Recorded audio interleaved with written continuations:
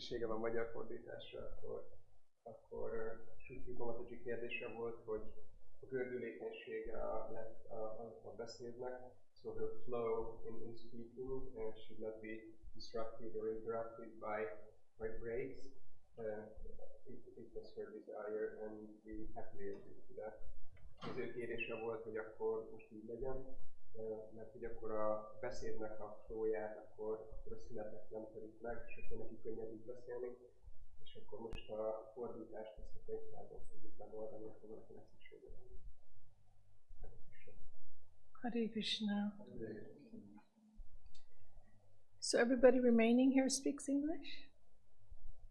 So. More or less. I'll try to speak slow, or slower than normal. I go a little fast. I don't know if you know Ayurveda, but I'm very vata, so it kind of goes from here and there. But I didn't want to have it so formal. I wanted it to feel more family style, where we're just sharing. I'm not up here lecturing or anyone of qualification to speak. I just want to share my experience, and as Prabhupada said, just speak from the heart. So that's what I'm trying to offer you. And as far as what I was thinking, is basically family style, meaning sharing. I mean, just out of curiosity, I know there's different levels here, younger, older, new. How long what's the span here that you've been a part of? 3 days. Congratulations. So happy to have you. That's beautiful. I remember my first 3 days. I actually joined in Paris. And months, years? Few months to a few years? 30 years? 3 months to a few years. Okay. So that gives me an idea of a range, how to keep it. But I wanted to kind of, open it up to that where we do share and speak and you feel comfortable. I just heard Prabhupada recently say that we're in Krishna's family. So when you're in your family, you feel protected. You feel safe. So he said that we're in Krishna's family, so that's what this is. So I was here about 8 years ago. Were any of you here when I spoke 8 years ago? Because I didn't want to say the same thing. I spoke about cooking and the principles of cooking with Prabhupada. And then again, when I was in Mayapur this year, I shared similar. So we'll touch on some of that because there's some nice stories. I wanted to share some stories with you and the cooking principles. How many of you have been engaged in cooking here in the temple or for the deities or for your Guru Maharaj? Okay. Prabhupada said that the kitchen should be treated as the same as the deity room. So it's the same consciousness of purity, cleanliness, speaking to a minimal, and very focused on who we're serving, who we're cooking for, who we're dressing. So that's the mood that Srila Prabhupada taught us, and we carried it over into different. We have 2 guests here. Do they speak English or?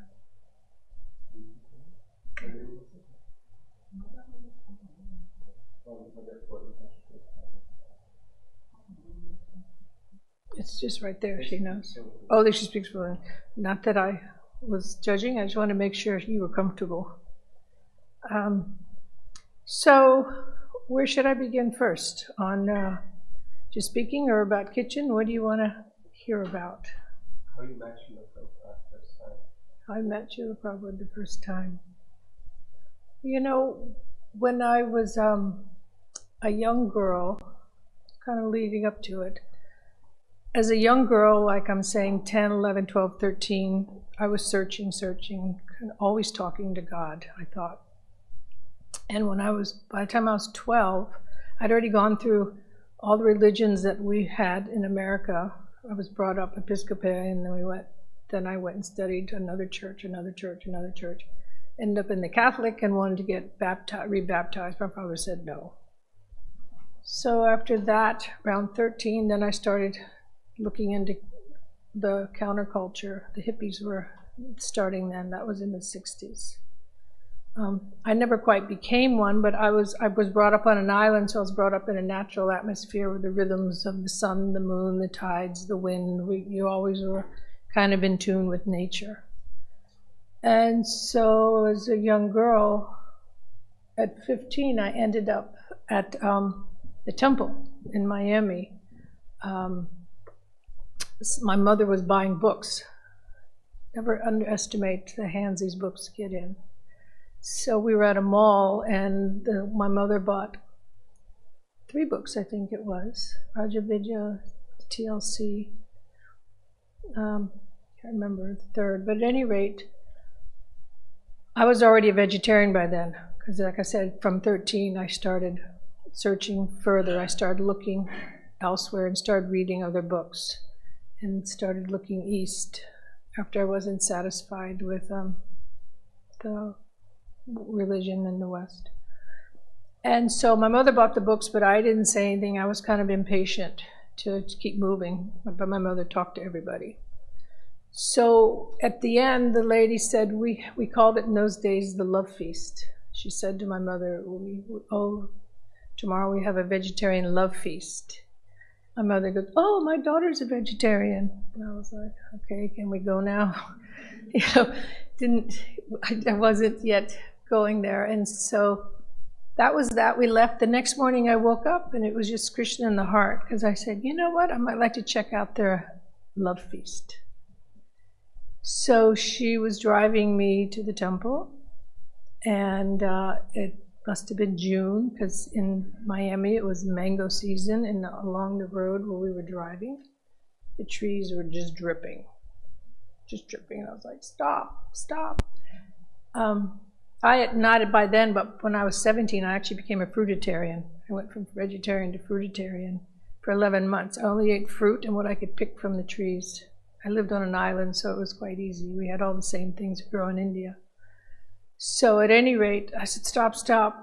And I said, pick me up, whatever it was, in 2 hours. You had to go somewhere. So I filled my shirt with mangoes. I think I had 9 mangoes in my shirt, and I was just so thrilled. I couldn't wait. I thought they were for myself.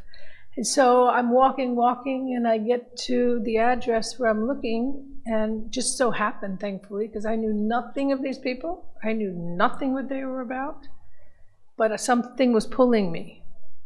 So I knocked on the door, and this very frantic lady opened the door.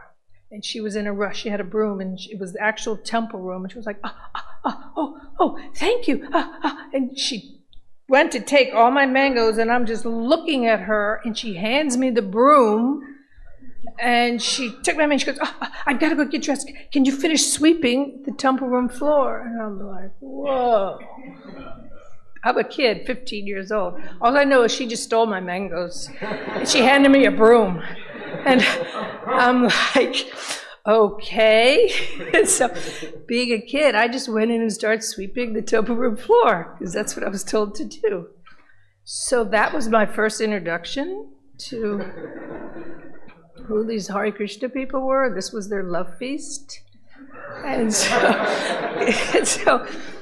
after a few minutes of me sweeping, people started coming in, and then all of a sudden this music started, and then this ceremony, which I knew nothing.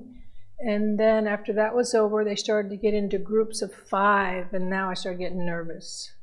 I was like, okay. And I think they must have been reading Krishna book, because then they were going, I was thinking, oh God, please don't make them ask me to read. Just don't make them ask me to read.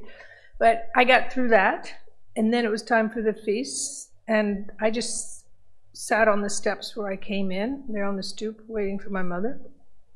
And then this male, he was actually the temple president, he came and sat next to me, and he saw my plate, and he said, the basic greetings, and he said, what do you like on here? And I tell you, I don't remember anything on that plate except I remember where it was. It's like, you know, when you hear something profound, you know where you were standing, you know what time of day it was, you know where you were. I remember on this side of the plate there was something, and I pointed to it. I said, I really like this. And he said, oh, Srila Prabhupada personally taught me to make that. It didn't mean anything to me then, but I started to see the connection because I was already drawn to what Prabhupada was making. All the other things were, you know, ISKCON, whatever they were, Garanga potatoes. I don't know what you have here, but this in the early days, they didn't have many spices, and it was, you know, sour cream, and I think they only had cumin seeds and red chilies. They didn't have green chilies or, you know, mustard seeds or hing, or that came later after 1970. So early on, it was just loads of cream, sour cream, cumin seeds, and a lot of chilies. They called them sharks. There were these red sharks and everything. So yeah, the one thing I liked was what Prabhupada made. So to go fast forward, so that was, I was 15, so that was 1970. And in America until you're 18, and I was brought up in a very strict, proper family, you know, you can't leave home or anything. So in the meantime, I was a vegetarian. I was looking for, you know, more answers. And then I met these group of hippies because I used to sail. I lived on an island. I had a sailboat, so I would go out and sail. I used to skip school a lot and just, because the school, you could see from the school, the third floor or whatever, the second floor, you could see the ocean. And when it was calm, I would go, okay, I'm out of here. And I would just go to the beach and sail. So I met a group there, and they actually had already been in touch with Krishna consciousness. And they opened up a restaurant. So by now I was 16. And they opened a restaurant called Shri Krishna's Rainbow Cafe. And I started going over there and donating my time. You know, everything was donating, and I started cooking because I always had a proclivity. And they would play tapes all day, Prabhupada. So, but one thing I left out, after that feast, the next morning before my mother and I went home, and I don't mean to go on this long, on this, it's a little bit of my background.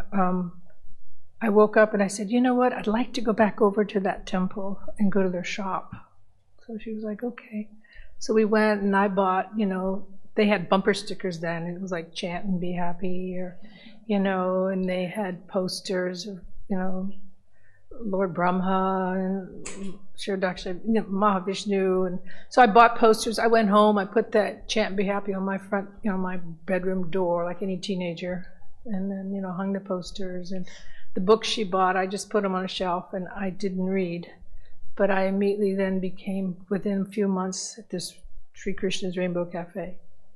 And then someone gave me some beads, and I remember wearing these Tulsi beads. I have a photo. When I was 16, my father got me a lion, a baby lion. And in that picture, you can see my Tulsi beads. I'm holding this lion. And he was a vegetarian. Everybody thought I was crazy. But I insisted that he be a vegetarian. It was a baby. The mother had rejected her. She was a runt. And my father always knew I wanted to go to Africa. So he got me a baby lion. And I named her Gopi. So her name was Gopi. And Gopi would sleep with me, and I had her little bed, and I played Prabhupada to her all day and night. She used to listen to Prabhupada. So this is just a teenager not being in the temple around devotees or whatever. So there's progression, and I can see how Krishna, I believed in prayer, and I used to pray a lot. And I would, at this time in my life, when I was 16, even though I lived on an island, there's outer islands, and we were closer to Cuba than to Miami. So there were other islands out, and I would go and get dropped off at these islands and go there and fast. I'd read, I'd do yoga for like 9 days, 10 days, 11 days, and just drink water or, you know, have nuts or something. And so I used to pray a lot. And I always prayed and prayed and prayed and prayed. And I used to worship the sun. I always worshiped the sun. I used to pray as a child before this to go to the sun. So that's kind of a little bit about me. And so then, there's just too much. Actually, the devotees are asking me to write. There's supposed to be doing a book, with my memories, but it's not going to be your typical memories. A little bit about my life, and then memories of Prabhupada, and then some cooking, some recipes. So hopefully next year I'm supposed to start that. So I won't go too much into all that. But so fast forward, 16, 17, 18, I decided to go to Europe, and I actually took those books my mother gave me, which I hadn't read. And a friend of mine, a childhood friend, we went together and we read them as we were traveling. And we went around, a little bit around to Portugal, Spain, and Germany, and a little bit of Morocco, and then came back up. And we finished the books. We went to the address in the temple, the Paris temple. I don't know if you've seen that series with Bhakti Charu Maharaj. What's it called? Oh, there you are. There's a part in there of I don't know why, but he chose me to be a part of that series where my friend and I are being chased at night through Paris by some Muslims, and how we get into the temple. So we had this address, and the address in the book took us to the wrong address. It used to be their temple, but now it's an incense factory. So we had to get a train and a bus to get all the way back in. So by the time we got into Paris, it was dark. And all of a sudden, these young boys were chasing us. So we were running through the streets of Paris and running. And we found the address was there, and we were banging it. And by now, it was probably, could have been 10 o'clock, 9:30, 10 o'clock at night. Usually devotees nobody's around at that time of night. But it happened to be Rath Yatra the next day, so everybody was awake. And we banged, and they were right on our heels. And as soon as the door opened, we flew in. It was Indradumna. Well, he wasn't Maharaj then. It was Indradumna. And we laugh about this story, and this is in that, I think, that series, the Acharya series. And so we fall in, and Indradumna Maharaj, or Indradumna Prabhu takes us. We tell him that, we're being chased and we want to come to the temple. And he said, well, you're lucky. Well, nobody would even be awake. Tomorrow's Rath Yatra. We said, oh, we just want to stay for one night. We promise we'll leave tomorrow. And he's like, well, the temple president's still here. I'll take you upstairs. So we went upstairs, and he was sitting there behind this big desk. It was very European and almost looked like, it was very opulent, the way from where we came from, what we were thinking. And he was sitting at his desk, and everybody was up late, and he looked at us and he said, I'm sorry, we don't allow people to stay. You have to come for a few weeks. And I was like, no, I promise, we'll leave tomorrow. I promise. He's like, no, we don't do that. And he was just staring at us. We were getting a little uncomfortable. And we were standing there, and he said to me first, he says, do you sew? And I'm like, no, but she does. She was actually a professional seamstress. And so he asked her about her sewing, and he looked at me and he said, do you cook? I said, I like to cook. And he was talking to us, and he said, are you sure you're not devotees? And I'm like, no, promise, we're not. And he said, well, why are you so nice? Like, I don't know. So then he said, okay, we could stay. We thought we were going right to bed. Oh my God, they threw us in a cold shower. We were up the entire night in the sewing room. This was worse than the mangoes in the broom. It was getting a little interesting at this point. And we were up all night, and they had no hot water, and it was like, ice cold. So anyway, we stayed up all night, we sewed, we went to Rath Yatra. Before we went to Rath Yatra, the next morning, so we go from that, we get changed. And I had my blue jean cut-off shorts and my little, whatever. So they, I don't know how it was. So we were there in the morning. We were down in the basement, and the temple president's giving class. And the only person I really knew was Indradumna Prabhu. So I'm sitting next to him, and he's making garlands. There weren't deities. They had Jagannath, but they didn't have Radha Parasheshwar. And so I'm sitting next to him, and he's got all the flowers laid out. I'm picking up the flowers and smelling them. And he goes, "Oh, no, we don't do that." And I'm like, oh, okay. And so then the temple president, who was a very good speaker, started speaking. And it was like an outer body experience. He started speaking, and I literally felt within my being, it was like a psychedelic experience. I felt like every pore in my body was opened up and was taking in this knowledge, this information, this philosophy, these words, and I felt like I was being slapped across the face, being woken up. And I felt like I knew everything he was saying, but I couldn't put it in words, what I'd been searching for. But it was so familiar. And I looked at my friend, she was sitting across, a little bit further than you, just right than the door. And I looked at her and I mouthed.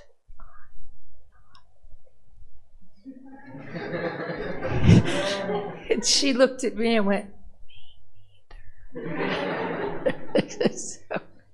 So that was kind of that, and that was another whole experience. And those were the days where I immediately got thrown in the kitchen. She got thrown into the sewing room.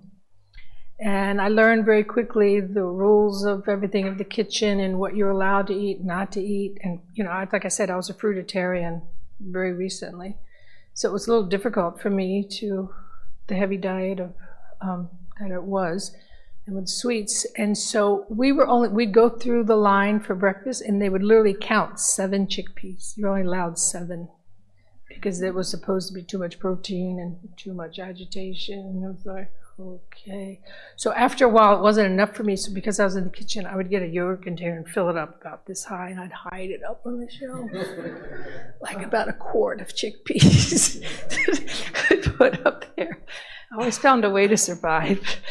And, I'd have my little chickpeas, and I'd go through the line, but then I just was craving fruit. And so I had always had money. I had my father tried to give me a lot of money before I left, and I said, no, but he gave me a credit card. I went through a stage where I thought money was bad energy because I grew up with money, and so I was trying to renounce it all. I didn't even want it in my pockets. This was the 70s. So I had this credit card. So they learned very quickly through my friend that she had money. And so I offered to go out and buy the deity's afternoon fruits. And that way I bought myself some fruit and that I could eat some fruit. It was very strict. And so I used to do that as a service and in the kitchen. And then it was time to start getting ready for Parasheshwara to be installed. So Bala Gopal and her husband Dhananjaya were being sent to England to, getting to your question, it's taking a long route. But so, because I was told that the president knew that I had money, he asked me to go with Bala Gopal and Dhananjaya, which was my fortune. So we took a train and we went to England. And so I'd been a devotee, I'd been living, what do you mean call myself a devotee today? I don't recognize myself as a devotee. So we went on the train, and so it'd been about a month. I think I'd been living in the temple. And so when we got into Bhaktivedanta Manor, as soon as we got there, we put our things down. And I walked in the temple room, Prabhupada was singing. He was singing Jai Radha Madhava. And the second I walked in and saw him and heard his voice, tears just started coming. And I knew in that moment that this is what I've been searching for. And I was brought up in a past, my father was a senator. I'd been brought up with presidents in my home, governors, senators. I'd been inaugurations. I was a page in the Senate. I don't know what the system is here, but I was brought up around very powerful men, and whatever. And when I saw Prabhupada, everything I knew that had come with me all paled. It just nothing. Because the way I was brought up, and my father was so strong, and he instilled in me that I could do anything, and I was the only daughter, and that, I mean, I was basically adored and worshipped. And when I came in, my father lit up like, you know, Yankee Stadium or something. It was, so I was brought up with a great sense of protection and family and loyalty, and then around all this power. So nothing impressed me very much. I wasn't impressed easily because I'd been around so much. And so when I saw Prabhupada, it was the most humbling experience, and I kind of had a flash of my life and what it was, and all that paled, and there was no one, even in the simple dress and in the humbleness of him, that no one seemed more powerful to me. And so that was my first meeting of Prabhupada. And so we did, Prabhupada was there, George Harrison had just given the manor, and they were getting ready to install Radha Gokulananda. So we were there for a short time, I don't know, maybe 5 days. So I got to see Prabhupada every day. And we would go shopping during the day into London to buy everything for the installation. And so when we got back, everything was prepared. Then Prabhupada came to Paris to install the deities there. So that took place, but right away, for whatever reason, the temple president allowed me at that stage, amongst everybody else, to come in with Prabhupada and also to make Prabhupada's 4 o'clock offering, which was basically fruit, juice, garland. And so right away I got a taste. Right away I got a taste for Prabhupada's presence, Prabhupada's service. And I became very quickly attached. And, you know, I mean, I was nobody. I was a new person, new bhakteen.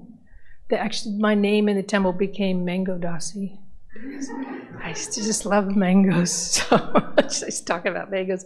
The temple president said, "You're going to be a mango tree in the spiritual world." So I had no idea what any of that meant, but okay. And so then Prabhupada came and went, but honestly, it was so austere. And then winter came, and we were all crammed in the temple, men and women, and there was one set of bathrooms. I used to sleep under a desk, you know, and I had really long hair, not as long as Ether Swaris, but almost. And it was just to get your hair washed. It was, I would literally stand outside and put my head in the, and it would be numb as an ice block. It was so cold. I'd come from a different background and different things in the eating, and I knew what I wanted, but it was too difficult. And so I talked to the temple president and told them that I was going to go back to Florida. Winter was coming and I couldn't do it. It's cold. So I went back to Florida, but I remained in my prayer of Prabhupada and my chanting. And then when I got back to where I lived, it was, again, like I said, an island, and I used to worship the sun. So I would go to every sunrise and every sunset. And at that time, the hippies would go to sunset, and they would, you know, do their thing, and everybody would watch the sun go down, everybody would clap, and, you know, and the devotees started coming, and they knew to find all these young people, they'd go to the sunset. So I had my dog collar on, you know, my tight neck beads, like this, and the temple president from Miami saw this collar. And I was there, you know, just looking at the sun. I just felt this penetrating gaze.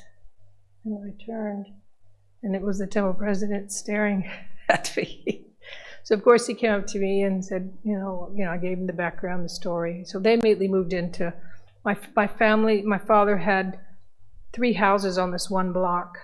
And I was staying here with my father and mother. And then across the street, I put the devotees in that house. So then they moved in. And I'd take the maha every day and give to my lion. And the lion would take the maha milk. And so things would go on, and they were there, they'd come and go, and then they kept trying to get me to come. By now they're in Coconut Grove, a new temple president in Miami.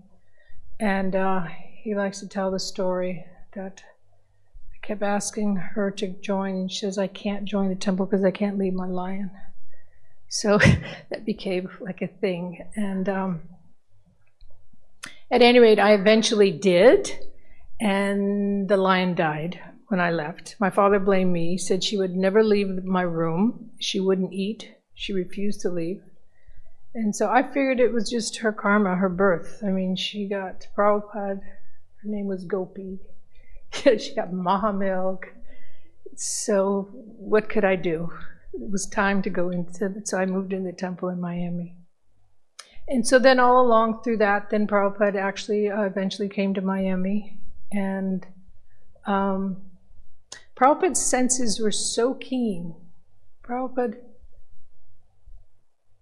I mean, all of Prabhupada's senses, it didn't matter what it was. His penetrating glance, or what he would hear from a distance, or taste and eating, they were so refined. And it was, by now it was January, February. I moved into the temple. I moved into that temple in '73. I was 18.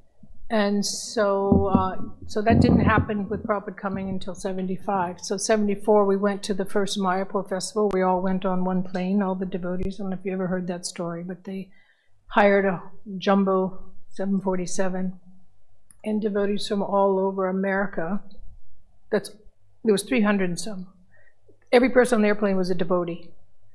And so this was the very first Mayapur festival. And they had Mangalarti on the plane. They were doing kirtan. The captain had to go on the intercom that you've got to stop this jumping, because they were just jumping and jumping and jumping. And the plane was just like, the whole, everybody was having kirtan. It was a little scary. So that was '74, and so then Prabhupada, of course, was there, and then I immediately went to the kitchen to try to, I was nobody again, but I wanted to be near Prabhupada. And so I went straight to the kitchen, but I was kind of like, there were older ladies there, not old age, but senior, and they paid no mind to me. And that just made my prayer and my separation go deeper and deeper.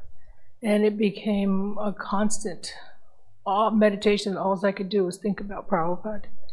And so we left, that, and then came back to the Miami temple, and then come that January, February, Prabhupada came to Miami. And I still hadn't had, that service with him personally since Paris. And so one day, because the season, it was my favorite citrus season. I know fruits very well. And there was these two oranges. One was called a Murcot, and one was called a Mineola. And they're my two favorites. When you bit into the Mineola, it was almost like silk, butter, velvet. There was no cells. It was just very smooth. But the tastes were so sweet and so strong. The color orange was, it was like this. It was like liquid sunshine. Very beautiful. And so I decided to make Prabhupada this juice, and I combined these two. I gave him, at that time, the servant was Sruti Rupa, and I gave them to him to give to Prabhupada. Prabhupada took one sip. Immediately, what is this? Who has made this? And so then Sruti Rupa came to get me. And it was first class. Prabhupada knew the taste, the quality, and immediately that it was special. When I finally met up with Jamuna, I told her the story, and she said, it must have been maybe in '72 in India, maybe '73. In India in those days, it was whatever was in season. It was you'd get what they call santras, I think. There was musambi and santras, and they never were very good. And then when it was grape season, you only ate grapes. When it was cauliflower, you ate cauliflower for maybe 2 months. And we didn't have a refrigerator. We didn't have, we would go to the market every day to shop. So it was the Musambi season, and Jamuna said, they went to the Vrindavan market and gave Prabhupada his juice. It was like useless. If it wasn't of quality, or if it wasn't of taste, he wouldn't take it. So then they went to Mathura next. And then the same thing, Prabhupada wouldn't take it. Wasn't any good. Then they actually went to Agra. We drove all the way down. This is what we would do for Prabhupada. We would go to the ends of the world. We'd walk the earth. We'd jump off a train. We would, whatever it took to see that smile, see him happy, see him pleased. It didn't matter. So they went to Agra, and he came and he said, useless. And so Jamuna really appreciated the story of the two that I found, and then she started filling me in on, because she'd been with Prabhupada so much, what Prabhupada's tastes were and what Prabhupada was like. We were just speaking of what we would do, jump off a train or whatever, just spurred a thought. Jamuna told me a story once when they were on the train with Prabhupada, and he called Jamuna and said he wanted hot rice. Okay. So how was she going to figure out to give him hot rice on a train? We had no control over this train. So she went to the conductor, or what is the man that calls it go through? And he was like, impossible. He said, no, madam, not possible. And she said, no, you don't understand. My Guru Maharaj wants hot rice. And he was like, it's not happening. And she said, if you do not let me go in and make rice, I will jump off this train and commit suicide. And he was like, oh, it can be very, dramatic and emotional. Oh, okay, madam. And so then he took her into the kitchen. She was a totally, disaster as far as filth and dirt and coal and black. And she scrubbed and scrubbed and scrubbed and made this pot clean. And she cooked the rice, and then never how long, that short time later, she comes in with the rice. And Prabhupada's sitting there, and she said, Prabhupada, here's your rice. He looked at her and he said, oh, my goddess of fortune has come. So he was so pleased that, it was actually Koshalya was with her too. He said, my goddesses of fortune have come. So it was that kind of thing. I know when I left Kumbh Mela with Prabhupada in 1977, and I was his cook at the time, actually Palika and I were, and Prabhupada said he wanted hot milk. I didn't know yet the story of Jamuna. This was just the consciousness of anyone who was in Prabhupada's service. So the train would stop at each, junction. So the train stopped, and I ran, and I was going here, there. The train was pulling, the devotees were pulling the emergency stop. I hadn't gotten back on board yet. And, so I found someone and I got it. The train was pulling off. They're pulling the emergency because they could see me running still. And then I got the milk and I came running on and I brought Prabhupada milk. I wasn't his goddess of fortune, but I did what I knew that I was, asked to do, and that's all that mattered. And, when I hear the voice, especially in India, they'll say, please tell us, your generation, you sacrificed so much, you did so much. We're all kind of inquisitive, like, no, we didn't. We didn't see, we weren't thinking we would, oh, you gave up so much, you left this, that. It was never a thought. We didn't, it was, the only thing we saw was Prabhupada.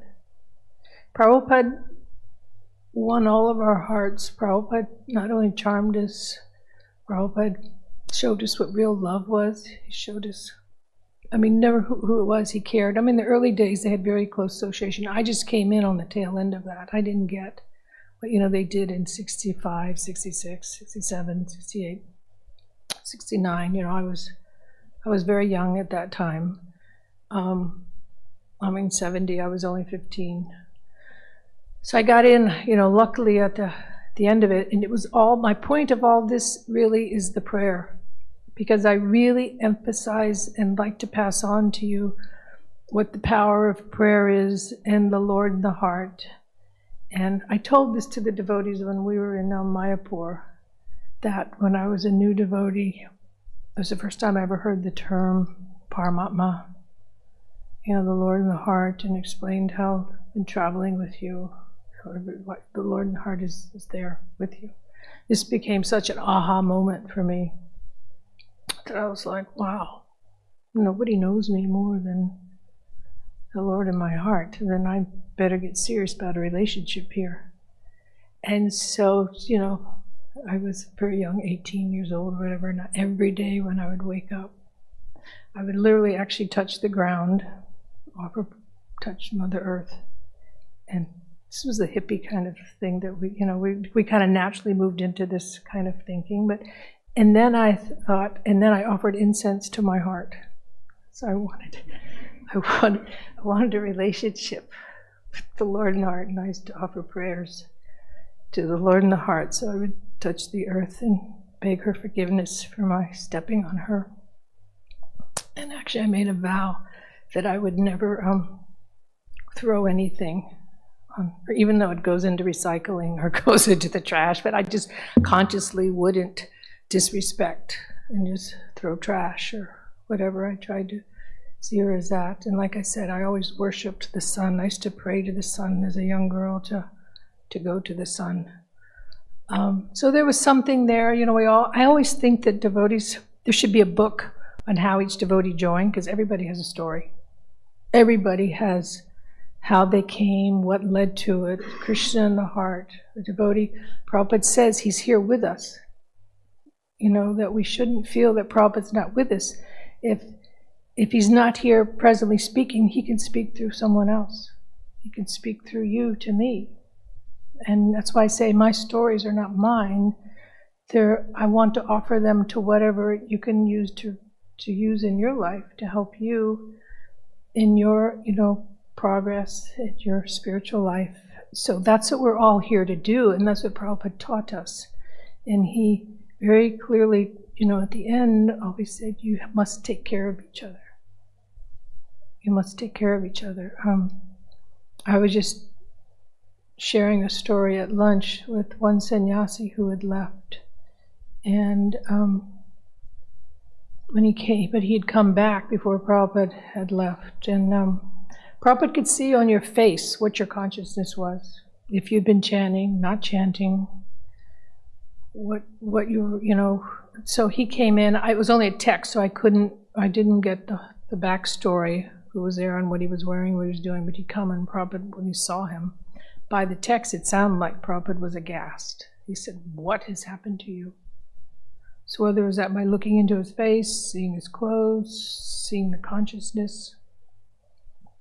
And he'd been gone for some time, obviously, and he had, slipped back into old habits.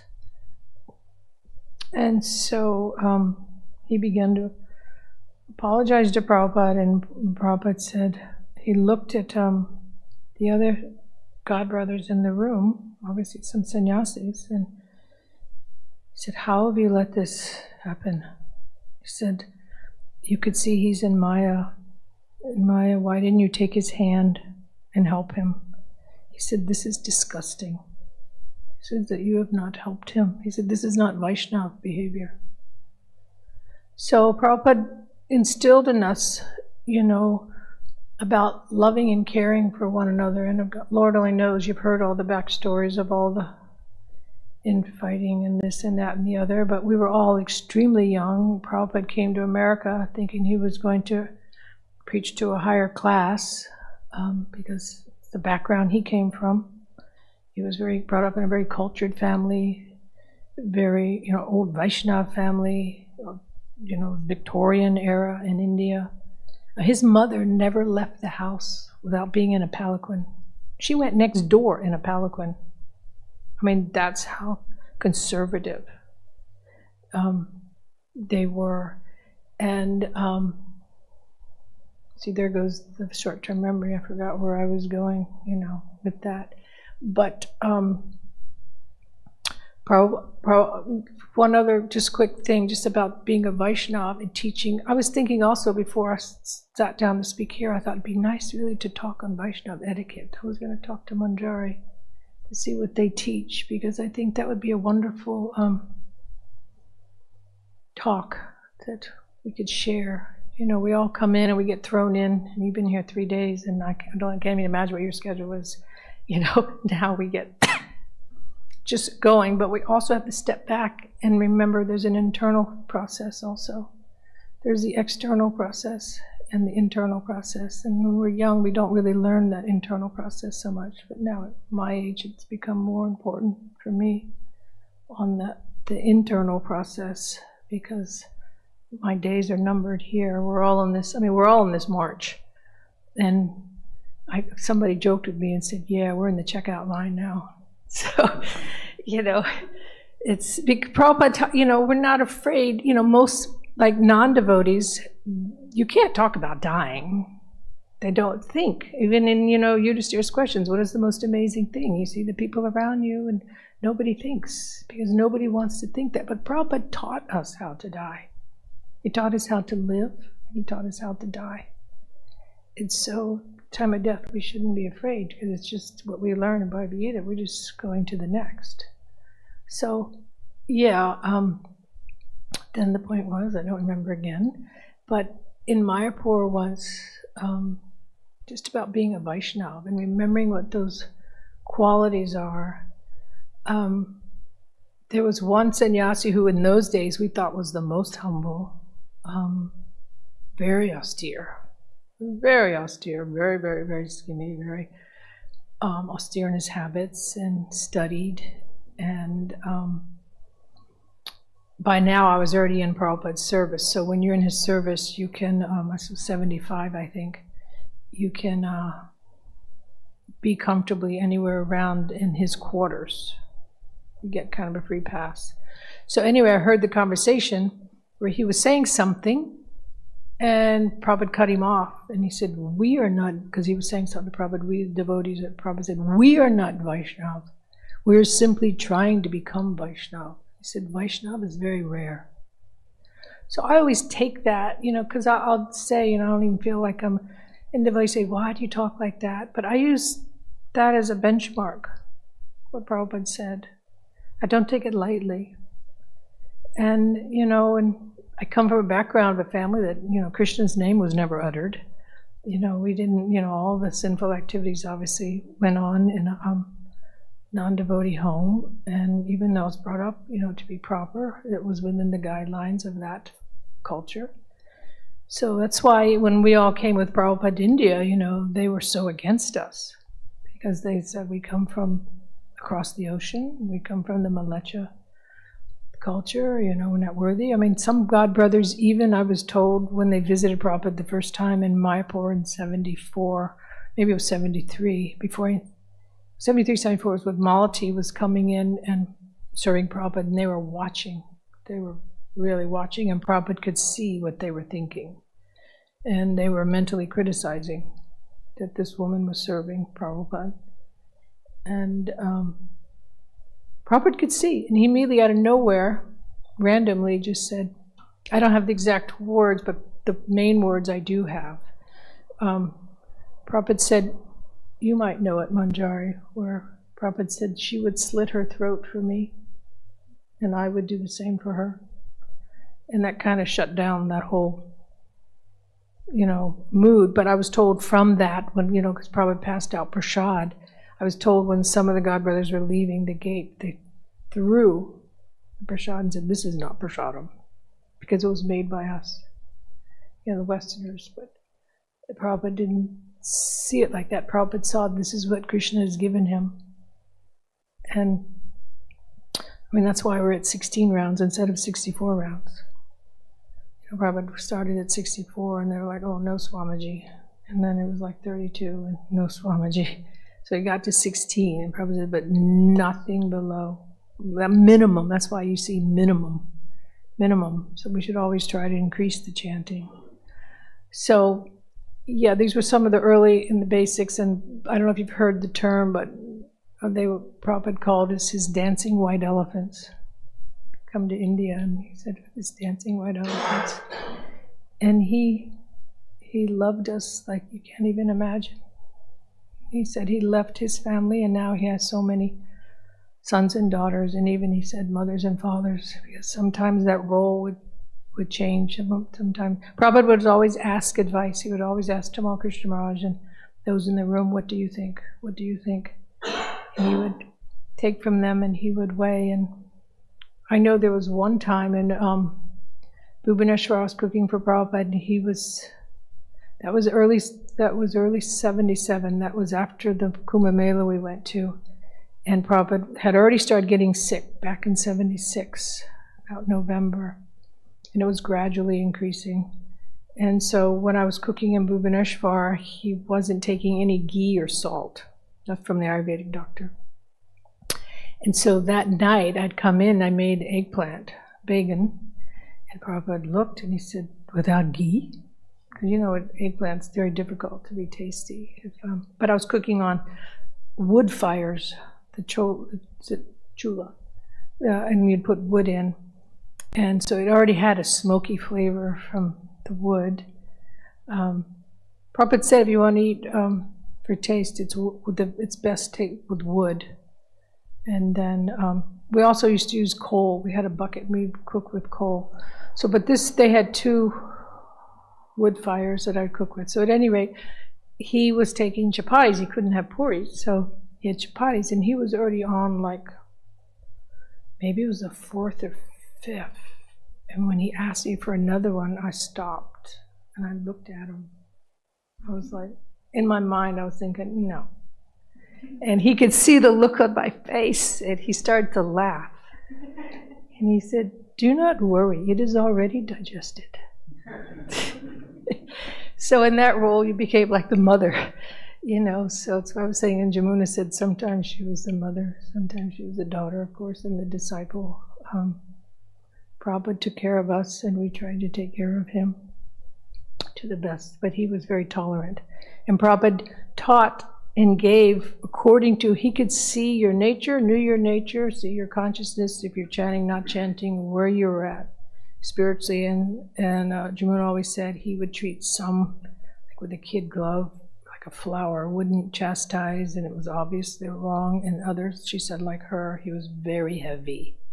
And if you could take it, then he would take it to the next level. But if he didn't, the training didn't go further than that. And that's how he did.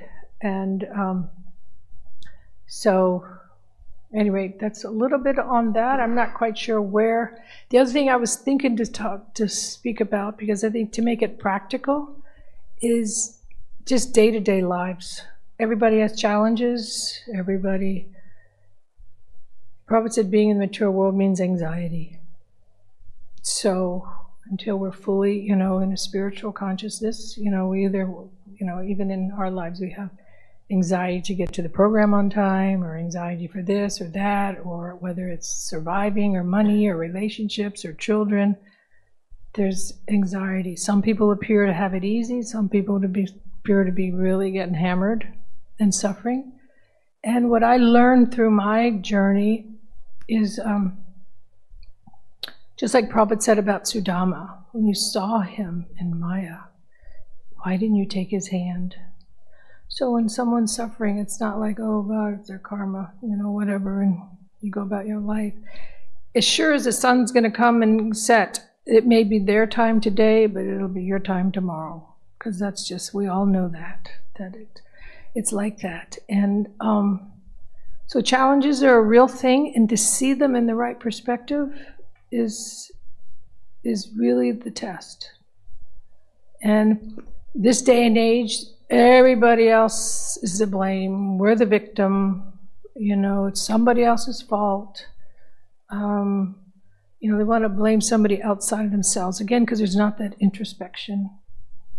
And so there was a series, there's so many things Prabhupada writes on this, and his godbrothers, I've read quite a bit of Sridhar Maharaj's on this also. He has a lecture called, I think, The Environment. What is it?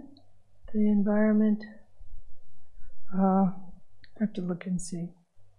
I might have it here. But there was a lecture of all the classes that I'd heard. This one stands in my mind, and I think it stood in my mind as Krishna's gift because it's carried me through my life. And where I'm never, feel like I'm the victim, or, I've had abuse in my life through marriage and through different, brothers, and not horrible abuse, but, just verbal and violent and blah, blah, blah. And this child, my father cut me out of his will because I became a devotee, and so then I, struggled very hard, to survive many times. And when I was told, just a little footnote, when I was told by I was in India with Prabhupada when my father was declining very fast. And I got a telegram. In those days, you didn't have a phone, cell phone, or to reach, so you get telegram. Or there was something else that they did, I forget what it was called. So I got a telegram to come back that my father was dying. And so I went to the funeral, so on and so forth. Well, he was alive until I got to my flight. In those days, the flights were so long. It would take 36, 37 hours because you'd stop in this Middle East country, you'd stop in Europe, and then you'd stop in New York. Then you got to get another flight down to Miami.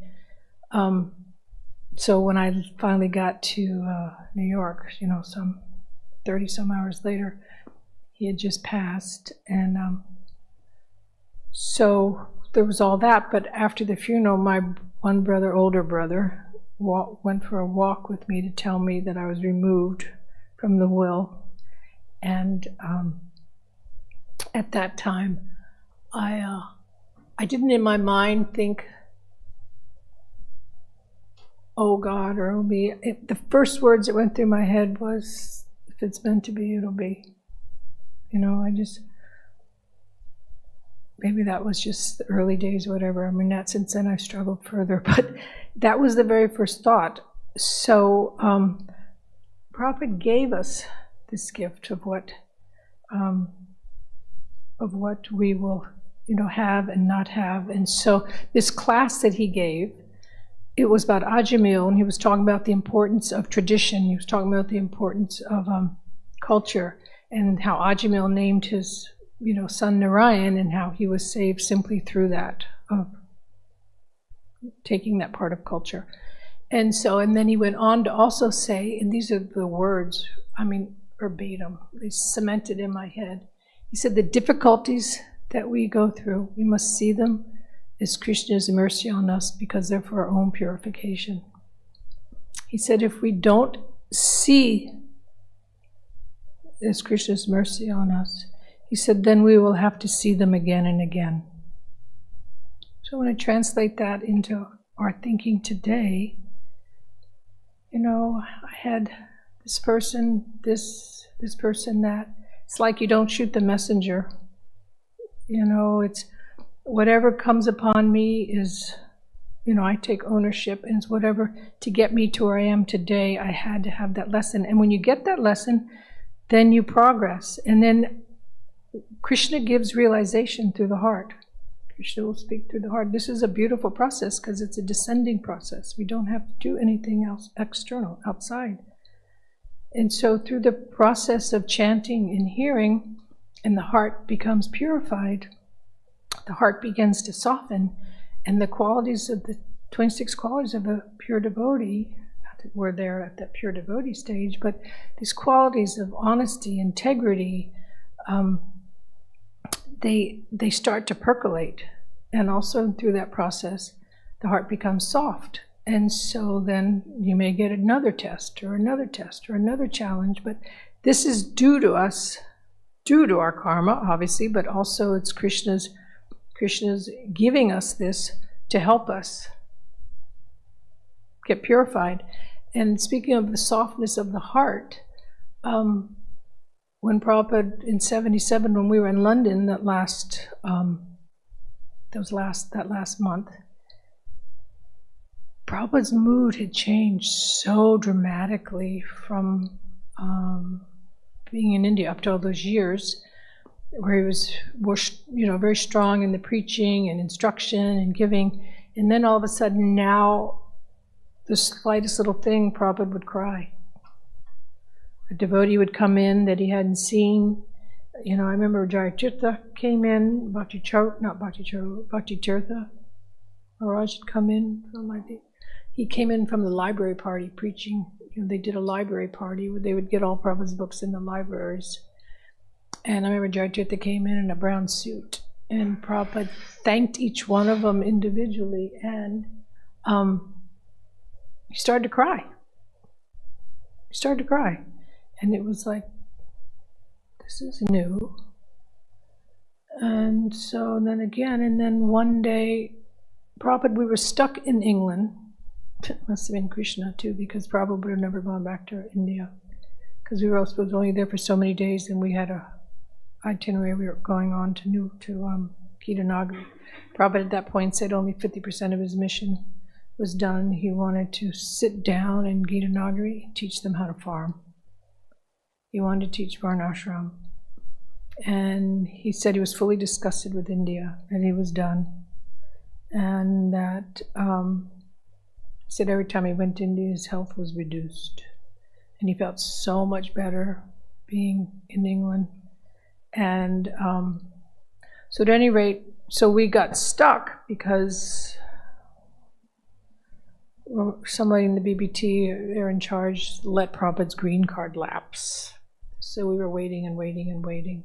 So the day came that it arrived. I think Tamal Krishnaraj got the phone number, and Tamal came into Prabhupada's room and said, Srila Prabhupada, America is waiting for you. And Prabhupada immediately started to cry. And Prabhupada was choked up, and he said, I owe so much to America. It's given me so many men, women, so much money. He said, I'm indebted to America. And so then Tamal Krishnaraj wanted to lighten the mood, and he said, Prabhupada, I've noticed though that you always said you would go where your devotees led you, and you would preach. Said, but I've noticed you never dry up. You're always giving. And Prabhupada started to smile. He said, yes, that is because I'm Surabi cow. And so, things started to lighten up at that point. And so then when I came outside, Tamal Krishnaraj came outside, and I said, Maharaj, what is going on? What are we witnessing here? What is this change in Prabhupada's mood? And I'll never forget it, like he's telling it to me in my ear right now. He said, up to now, he said, Prabhupada has been in the mood of Pariva Jakacharya, and he's been in the fire of preaching and going all over the world. He said, he's entered into the mood of Paramahamsa.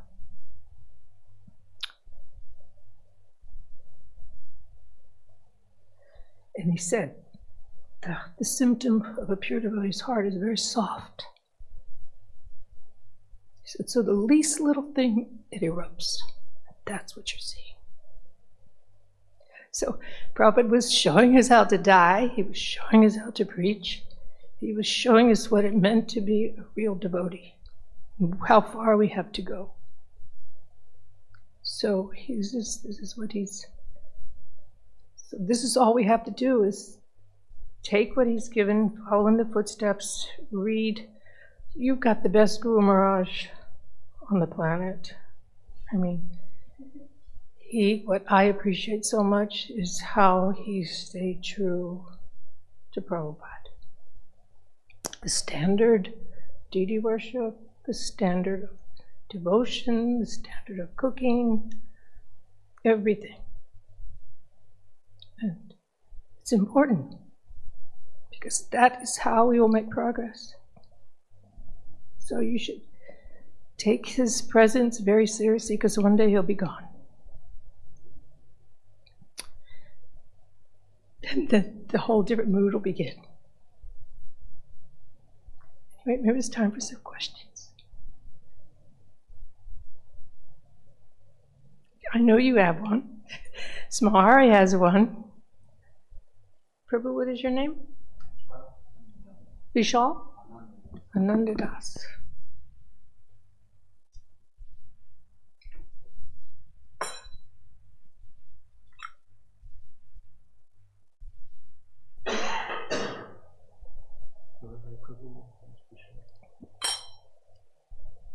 I think he had his hand up first. Or actually Smahari, it was the two of them.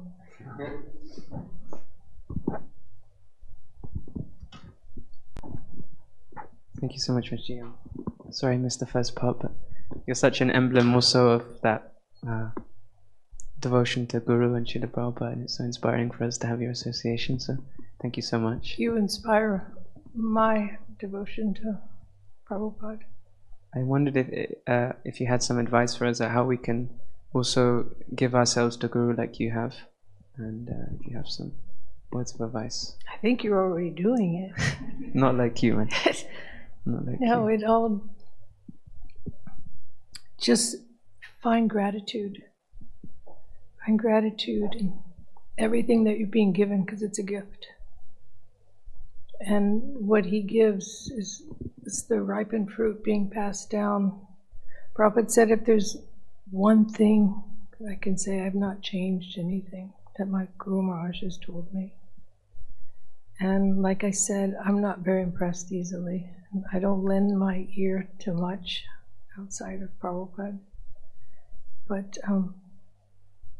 I consider Sri Ram Maharaj my Shiksha Guru. So just take what he says. Take it to heart. See it as a blessing. And Krishna will give you a prayer. I promise you a prayer. You pray for strength. You pray for the nuts. Every day I pray for strength and intelligence. Please help me see what I'm not getting. I pray. Whatever that challenge comes, that difficulty comes, and believe me, I got plenty. That I pray, just help me understand what I'm not getting here. What is it that you want me to do? And obviously, what he's pulling out of us is surrender. That's what all of us have to get to. And sometimes, yeah, it's painful. And we all resist to different degrees. But he knows what's best for you, the spiritual master.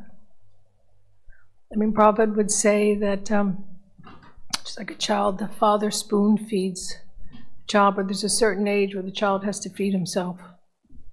So we have to, at some point, step away, and we have to be able to feed ourselves, but always keeping him in front. Here, no matter what I see and what I'm experiencing, I'm always thinking, what would Prabhupada say? You know, the first time I saw this or saw that, you know, I imagine Prabhupada's humor or Prabhupada's dismay or what he would say. And I'm praying that to the degree that I have the attachment to Prabhupada, that Krishna is pleased. I don't know, I was going to ask Maharaj, is that a reflection of relationship to Krishna? I don't know. But I feel that my instant and attachment and attraction has always been towards Prabhupada. So maybe by Kripa, you know, by his mercy, he will remember me. But there's no depth, there's no bottom that you can go in serving your spiritual master and pleasing him. But gratitude is, and never become familiar, you know. To be in Prabhupada's service, you really had to be in a certain standard, and it was very difficult. It was like being in a fire.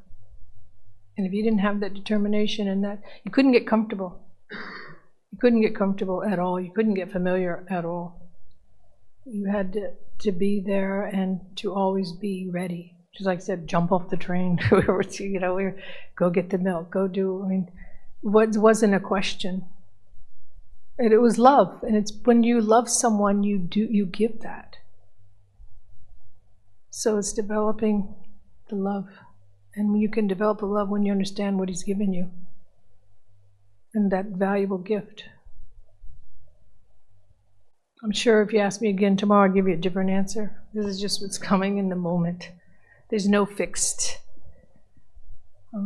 Everybody will tell you a little something different, and it's all valuable. But for me, the more and more as the years go by, and the more I see Kali Yuga, and the more I see what the world is, and the crazy, and then all the different, even philosophies within our philosophy, how things get watered down, and things go here, and things go there. Every day I'm grateful for Prabhupada. I'm so grateful that I was in that time and place, because those times and those memories, whatever how small or short or even a glance, is what carries me my entire life. Everybody gets what they need. It's not that one is more than the other, but everybody, Krishna loved us all equally. Prabhupada didn't, these weren't special people or special, it was time and place and who was there and that eagerness. And I had this eagerness that it wouldn't stop. I was a time when Prabhupada was so ill that I was told I couldn't be with him anymore. I didn't think I could breathe. Because that's all I wanted was to be near him. And I know my husband came at a time when I was crying so much that day. It was like all day. And he was sitting at the end of the bed and I was kind of propped up. And he said, I feel so sorry for you. They were talking to Prabhupada. Abraham and Tamal were talking. What should we do? She's basically losing her mind. You know, whether send her to Tamal Krishna Maharaj's idea was send her to Gita Nagari to worship Radha Damodar, and I said no. And then they said, well, we'll ask Prabhupada if you can get a deity made in Jaipur and you can worship the deity. You can't be near Prabhupada because he's not eating, you know. And I wouldn't have it. And I just laid there and I just was like a mess. I literally felt like I couldn't breathe. And he was sitting there and he said, I feel so sorry for you. What can I do? And I remember staring at him and not moving my eyes and in my mind thinking, because I didn't want to verbalize it, because I thought if I say this, he'll think I'm a sahaja. Sahaja was a big word in those days. And I thought, he'll think I'm a sahaja. But I looked at him and in my mind I thought, just end my life. Just end my life. The tears just came. I didn't say anything. And then he left and I shifted and I started praying instead of feeling all this poor me, I guess, you know, and crying. I totally shifted. It's like a curtain went up. And I started praying to Radharani. And I started offering, Queen of Vrindavan, I'm in your home. Please hear me. So I started just praying to her and praying to her, to Radharani, and just saying, I want to serve your pure devotee. And then there was a knock on the door. And there's a brahmachari. He said, Tamal Krishna Maharaj wants to see you. And I'm like, no. Don't want to. I don't. My face looked like I'd been beat with a bat. I'd been like 5-6 hours there. And he said, no, you have to. And then Abraham came and said, no, you have to go see him. So I remember putting my sari over my face and going down. Already in my mind, I was thinking, I'm not going to hear a word. I'm not going to listen to what he says. I don't want another idea. I don't want another, you know, go here, go there. And so I sat down in front of him already with this shut down mindset. And he said, so Prabhupada wants to test you. He wants you to make blah, blah, blah. And I went, what did you say? He said, Prabhupada said you can cook. He said, and he says he wants to test you. He wants you to make kachori and singara. And you have 45 minutes. Then he started to preach to me. He started telling me it's the most important service in the movement right now, to get Prabhupada to eat. And I said, Maharaj, I don't have time. I don't have time for this. 45 minutes before, and we've already lost 10. I said, and it takes 33 minutes to fry the kachoris. I said, I got to go. So that's another story. But the point is the prayer, you know, Krishna Prabhupada describes to the level of our sincerity, our desire, Krishna reciprocates. So it takes going deep. It's not an easy, okay, today I'm going to say a prayer, and, you know, we expect miracles. It's pain. You're like being dragged over the coals to get down to the bedrock. I mean, sometimes I think now, just to reflect, to go there, it's almost like I don't have the strength to go there. It takes so much to go so deep. And that's where all the juice is. Because that's Prabhupada once told in a lecture in Bombay, he was on the Vyasa and he was describing how much to get Krishna's attention, how much we have to want Krishna. And he told a story when you're drowning, you're pushing them under the water and you're holding them down and they're drowning. He said in that moment you bring them up and you push them down again. And they're down there and they're... He did that 3 times. He said, that's how much we have to want Krishna. Yeah. I can say only a couple times I've been in that place. but it was for Prabhupada. Now I want to get to that place where I love Krishna like that. So I'm reading Sri Ramaraj's books to help carry me over that ocean. Again, it's just one.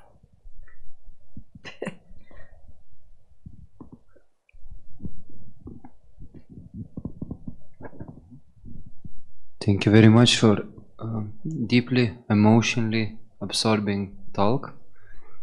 So the question in the beginning, you wanted to talk about kitchen, and but mentioned that it's like cooking is like a mood in pujari room, where the devotee should talk minimum, and attention should be to the service. But maybe you could explain why Prabhupada gave the standard, why this silentness is it's like a requirement, and this focus on service.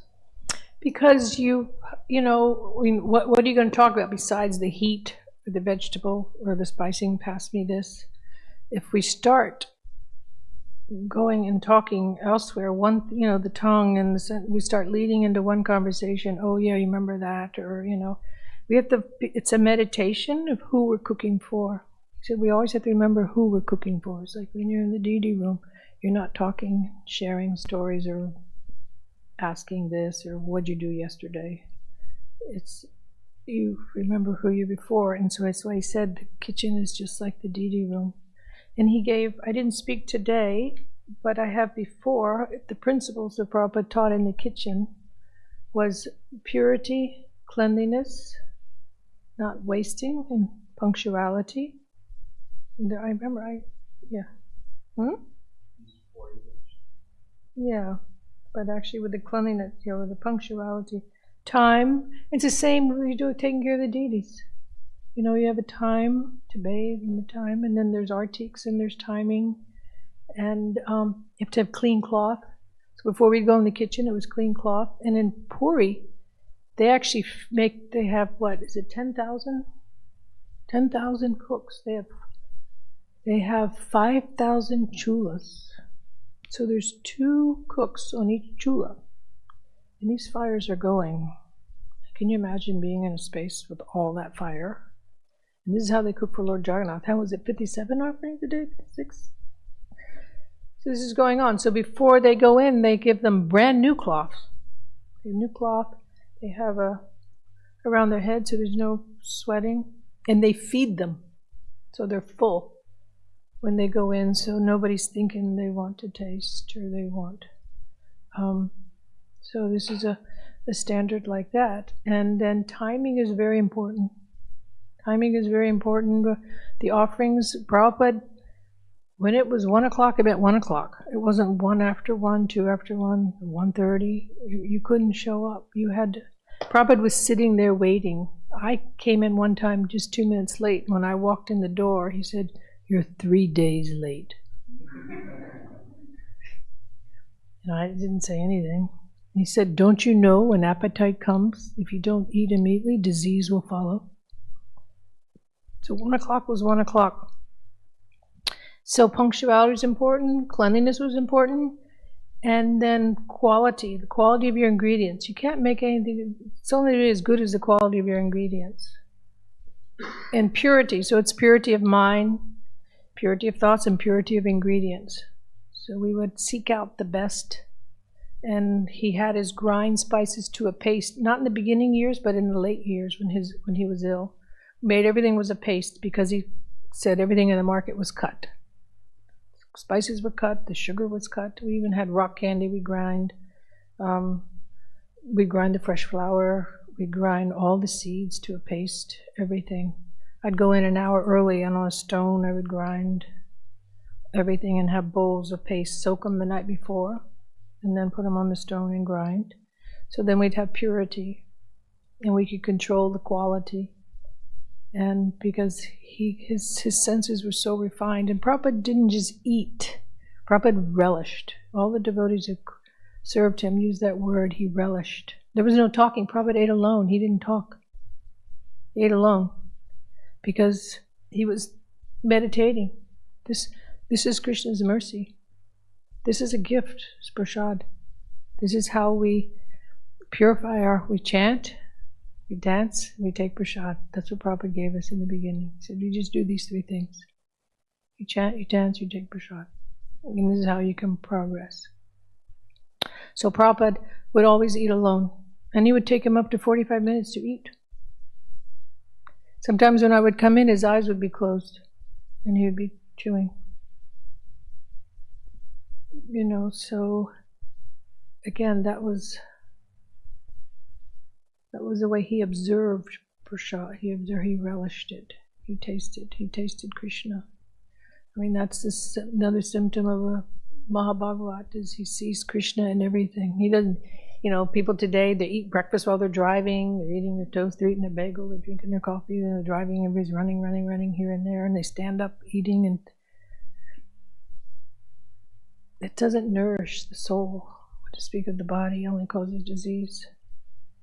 It should be done. It's another gift. So when we receive gifts, we're grateful.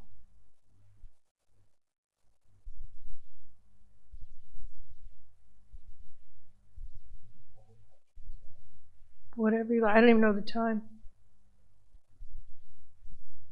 Okay.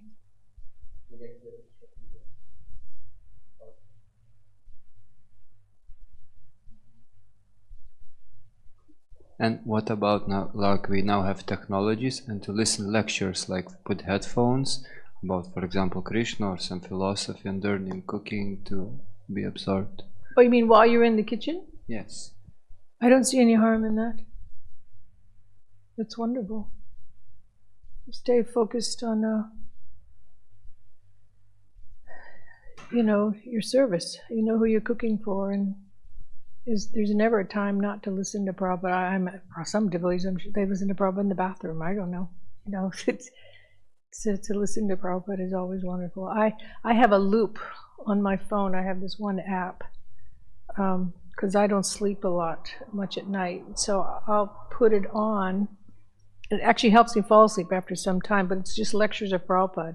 And it's an app, but you know what I don't like about it is you can't rewind and go back and rehear what he's saying, because it just goes to the next one. And what I do like is that it's not all the beginning, it's not the singing, it's not the, you know, reading of the Sanskrit and the repeat. It's just Prabhupada speaking, and that goes all night long. And when I fall asleep, then I wake up and Prabhupada's speaking, and sometimes it's exactly what I need to be hearing. And then, you know, if I doze back off, and then, you know, I wake up and Prabhupada's still talking. And I don't put it real high. I put it to a certain volume where I could go to sleep. But I do that myself. You know, it's wonderful, because many more times than I can count, I'm thinking, boy, that's just what I needed to hear. Something I was processing or going through. Krishna is always there. I mean, even in Christianity, they say what did Jesus spoke to through the burning bush. Some things, and a child can say something to you that is something you're meant to hear. I mean, what does it say? We can learn. Prabhupada said we can learn from everyone. You learn from the dog, loyalty. You learn from this one, this one. So you always pause when someone says something, you know, and reflect on it, and you process it, especially if you're processing your own. Because Prabhupada comes to us, you know, maybe some of us don't have dreams, or some of them do have dreams. But it's not to say your god brother or god sister or your guru, somebody's telling you exactly what you need to hear. So I take it when sometimes I hear something, that was a gift. It's exactly what I needed to hear. He's there. He's there, and he's there for all of us. And it's not just, he's not a historical figure. He's not someone who was an author that left these books for us. He's very much alive today in his books and can come to you, speak. Some people do have dreams. You know that offering that, I don't know how many of you have read it, or if you're new and you haven't read it, you should read Shiva Maharaj's offering. Maybe it was 2000. It was about the young girl and the granny in Hungary, and how Prabhupada was speaking. Shiva Maharaj the young girl wrote to Shiva Maharaj and was saying, who is this Prabhupada? Is he still alive? And the little girl knew nothing. I think she saw something at one of the festivals and got a book and brought it home. And her family are very strict, Catholics. And the mother told the grandmother who lived upstairs, and the grandmother took the book. This is it was heresy, and it was blah blah, it's offensive, and take these out of here. And she ended up reading them. She became a devotee. She made them all become devotees. She made the dog become a devotee. The girl was saying to Maharaj in the letter that she made the dog vegetarian. And then the granny looks at pictures of Prabhupada and cries. And the granny says, Prabhupada this. And then Ram's writing to Prabhupada in his offering and saying, Prabhupada, what is it that you say to this granny that you don't say to me? What is it, this mercy you're giving her? And so that is living proof. He's there for and Prabhupada always told us to pray to Bhaktisiddhanta Saraswati Maharaj, because he said that the grandfather is more merciful than the father. So you can pray to Prabhupada besides praying to Sri Ram Maharaj, because he'll be more merciful to you. He's there, very much alive. So I always ask, in the West, here you're such an example. You're such a beautiful example of way, when I come here, it's like what it used to be, 50 some years ago. The mood, the feeling in the temple, it feels alive. And I think that's because there's preaching. You don't feel that in America. Not only that, but it's been taken over by Indians in mostly all the temples, and more of a business thing. And I mean, God bless everyone for what they do in the service, but this is like old school here. This is old school, and this has the same feeling when I would come into a European yatra when I was a young girl, and it feels alive. And it's I forgot my point, what I was going to say, but I commend you, Tata. And in that fire, you have very easy access to Prabhupada, because you're continuing his mission in a way. Oh, I know what I was going to say. It generally comes back, is that I always like to say that we shouldn't have Prabhupada behind us as a historical figure, and in these books, that we need to read his books, not just our Guru Maharaj's books. We need to get through the ABCs and the everything that Prabhupada has given. He's written these books for 10,000 years. He said everything is in my books. And so in the West, you'll see so many things start up, and things are getting watered down, and everybody wants to feel good, and they want everybody to feel included, and it's the yoga groups, and it's this group, and it's that group, and it becomes unrecognizable. And that's why I kind of stay to myself. It's not the same feeling. It's not the same mood. And this is here. That's why I love it so much. It's hard to get here, but it's really that mood. And so that's what I always say, is to keep Prabhupada in front of us, and his words and his standards. And if we share his standards and his words, then it's unlimited what we can do and how we can affect the world. And y'all are doing it. I see and I hear. And I bow to you, and I thank you for pleasing my spiritual master. All of you. The sacrifices you're making. Every one of you. It's not easy in this day and age, especially the way the world's getting. And I can tell you just from my short life, even though I'm 70 now, the world has changed so fast. So fast. And my grandmother was born before Prabhupada. She was born in 1892, and she lived till she was 96. And she used to share life with me of what it was like. And we're only 5,000 years into Kali Yuga. And I don't know, I feel since COVID, things have just rapidly sped up. But it's getting more and more and more and more degraded. And it's more in the West. You can see that's a whole nother news report. But anyway, thank you for everything you do. Thank you for your service. Thank you for your loving and your spiritual master, and pleasing him, pleasing Prabhupada. And take care of each other. Remember, that's what Prabhupada wanted us to do, because it's not easy. This life will get each one of us at different times. And we may lose hope, but there's always, we have to keep the faith. And in the chanting, the things will be revealed. Everything is revealed through the chanting. And some devotees will say, I've been chanting for 30 years and I don't feel anything. Jimana would always say, well, have your taste changed? Have you seen, oh yeah, I don't like the same one. I think, well, then you're making progress. And we all make progress to different degrees, but it all depends how much we put in, how much we're actually hearing. It's there. Prabhupada said it can be done, he says, in one moment. He said, Prabhupada, how long, we've come from these, Madhavisa Swami at that time was asking Prabhupada, and we've come in millions and millions of lifetimes, how long will it take for us to become, and he, one moment, he said it again, in one moment.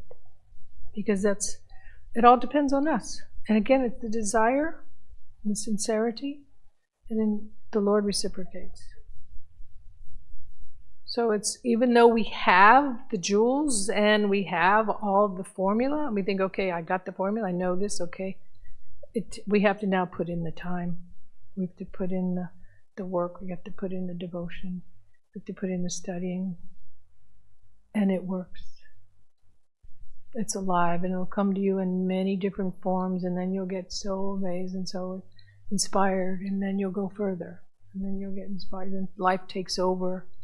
But then again, maybe you'll hit a wall and you have those difficulties and you're challenged, but then you keep it in perspective. This is for my own purification. This is Krishna's mercy. I need to understand what it is that he's teaching me. And then we get it. And then it comes again. We'll get flooded with realizations.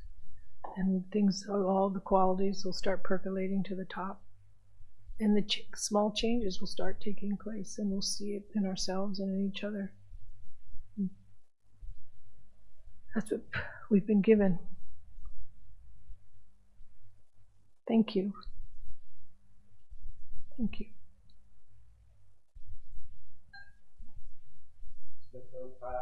Srila Prabhupada ki jai.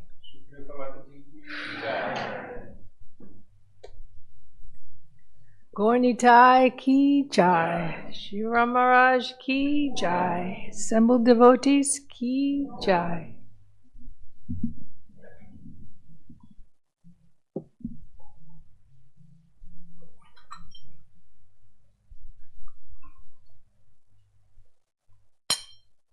I didn't get to say anything I planned to say. Had it all here. It just didn't happen. No, I don't know about that. Thank you. Thank you for your wanting. Your wanting makes me want to give. Prabhupada said if we have knowledge and we don't give it, then we simply become envious. So he was approaching me with guilt. I didn't want to speak. But on my heart, I truly felt like I had nothing to give. And I could hear Prabhupada. What I've given you, you must give. So that's all I have. That's what he has given. I'm just simply his mercy. Whatever he's given me, I'm happy to give. But don't ask me to speak Bhagavatam class. We'll leave that to you all. Shri Ram Maharaj is making all of you study. The women in those days, we were not put forward. We weren't made to give class, we weren't made to sing, we weren't, so I can't all of a sudden now do it. It's very different. So you all are being brought up like that, and I encourage you to speak, to sing, to go out to books. I applaud you all. Share what you've been given. Thank you.